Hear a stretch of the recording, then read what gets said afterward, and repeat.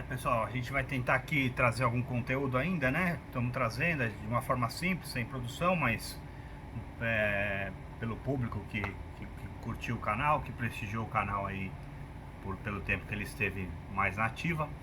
Então vou falar hoje da série The Chosen e de dois filmes aí que são filmes preditivos, filmes com temas interessantes para a gente debater. A série The Chosen, eu estou terminando de assistir a primeira temporada. É bastante interessante, né, o impacto que ela causa quando a gente assiste. Primeiro porque você vê ali que como Jesus escolhe os discípulos, né, como ele escolhe pessoas diferentes do que seriam talvez os mais vencedores. Sempre tem aquele perfil, são perfis de pessoas diferenciadas, problemáticas às vezes e tal. Então é interessante como ele liberta Maria Madalena e traz ela para perto dele, como Mateus, que era o coletor de impostos, com um perfil meio autista ali, mais inteligente. Ele traz para ele se indagar, ele se questionar, né? Como a presença de Jesus ela mexe com a gente, com o nosso questionamento, com a nossa indagação. Basta, se você ler o Evangelho, se você entender um pouco do contexto da época, você já percebe o impacto que teve, né? Agora, você assistindo a série, dá a percepção que acaba acontecendo, a gente sente como se tivesse teletransportado, a gente sente como se estivesse naquela época e o Jesus próximo da gente, vivo ali, com as palavras, com o amor, com a inteligência, com a divindade dele, né? Então o impacto que ele causava nas pessoas, nos discípulos, em cada um, na samaritana,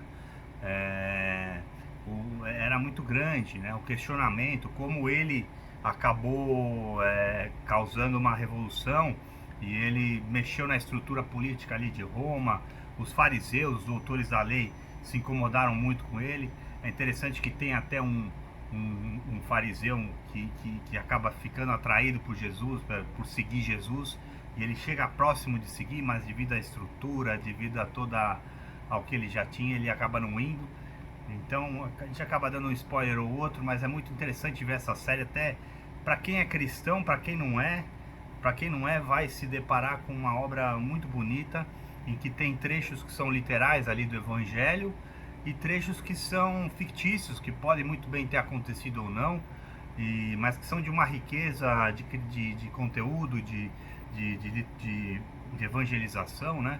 E fazem a gente sentir realmente na presença de Cristo, né? Você assistindo, há momentos que é como se você sentisse que Cristo esteve ali, e é como se estivesse muito perto da gente, como se a gente talvez estivesse ali vivenciando Jesus na nossa frente, né? Então é muito interessante, é uma série que é muito, eu sei que já está um tempinho aí no ar, né? Mas para quem ainda não assistiu, vale a pena. E os filmes que eu falei, um dos filmes é o Livro de Eli. O Livro de Eli é um filme que ele retrata ali um homem que foi designado por Deus numa missão de proteger a Bíblia, o livro sagrado. É uma época pós-apocalíptica, né? Ali no filme, e ele tem que proteger esse livro e levar ele e chegar na sua missão de proteger esse livro até o destino final. E é incrível como Deus, quando ele escolhe, todas as pessoas que ele escolheu, nos personagens bíblicos reais, né, que ele escolheu, Abraão, Moisés, ele dá a missão e ele dá a inteligência, a força para levar até o final essa missão e cumprir, né? E no caso, o protagonista do filme, ele tem a indestrutibilidade de um deus mesmo. O cara realmente resiste ali a várias tentativas de assassinato, tiros, situações, e chega a ficar debilitado, mas consegue, bem debilitado, chega no final, ele consegue cumprir a missão e salvar a humanidade com a manutenção da Bíblia, o livro sagrado, e ele preserva esse livro desse livro cair nas mãos de pessoas mal intencionadas que instrumentalizariam esse livro para a dominação das pessoas, manipulação dos povos, e consequente riqueza que se adquiria com isso, o domínio dos povos. Como isso acontece, já aconteceu ao longo da história em muitas nações, e que vincularam uma coisa a outra e vincularam poder, política com Bíblia, com o Evangelho, enfim, com Cristo.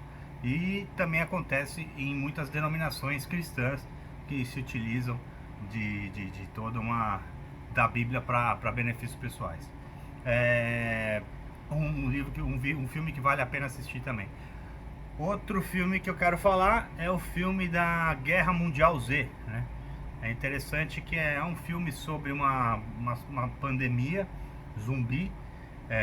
Normalmente é o tipo de filme que eu ignoraria, acharia, né, antigamente, quando eu não tinha esse conhecimento a respeito de filmes preditivos, eu ignoraria e colocaria como um filme totalmente bobo, né, sem atração nenhuma. Mas a gente tem uma correlação clara ali com a pandemia de Covid-19, e é interessante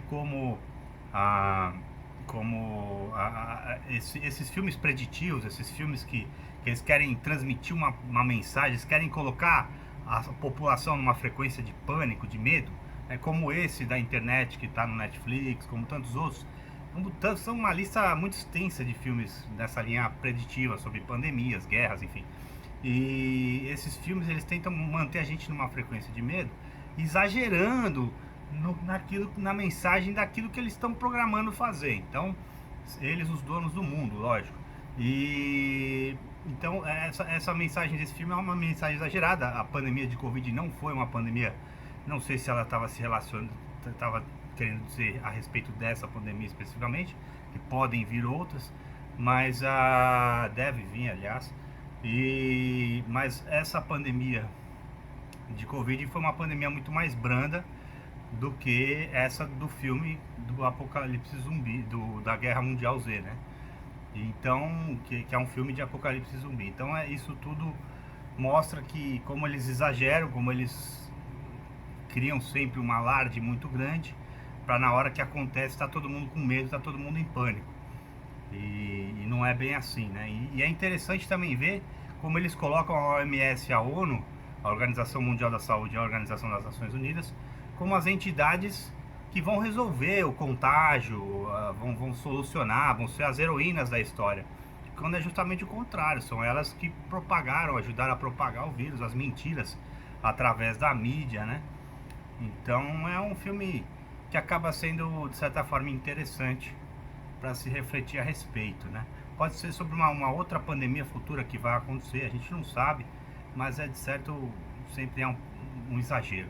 E a mídia, falando na mídia, né? A mídia tá aí uma panela de pressão nesse momento, prestes a explodir com tantas mentiras aí, isso no Brasil, no mundo todo, a respeito de Covid-19, de pedofilia. Não vou falar a palavra completa. A ilha de Epstein, de Marajó, sobre os sistemas políticos autoritários e comunistas que eles ajudam a manter os poderosos, a elite dos donos do mundo. Enfim, tudo isso está prestes a explodir. Para quem ainda não se ligou nessas mentiras, quem ainda está dormindo, isso já vai chegar uma hora que ninguém mais vai explodir na frente de todo mundo e vai abrir os olhos de todas as pessoas, algumas um pouco tarde demais. Quero ressaltar que, lógico, a pandemia de Covid foi mais branda, mas ela, claro, ceifou muitas vidas, e isso não houve um aumento significativo de mortes a ponto de falar, né? Mas ceifou vidas e viu uma parcela uma parcela pequena, menor, mas considerável que era suscetível à doença. Tá certo? Um abraço a todos, mas sempre a solução, eu quero dizer, a solução para você, para essa onda de pânico, para esse medo, para as mentiras, a mídia, enfim, é a busca da informação, da verdade, e da verdade que é Cristo, que está presente em tantas obras como The Chosen, Livro de Eli, que eu falei. É isso, minha gente. Eu vou trazendo aí o conteúdo sempre que eu achar interessante pra gente debater aí. Um abraço.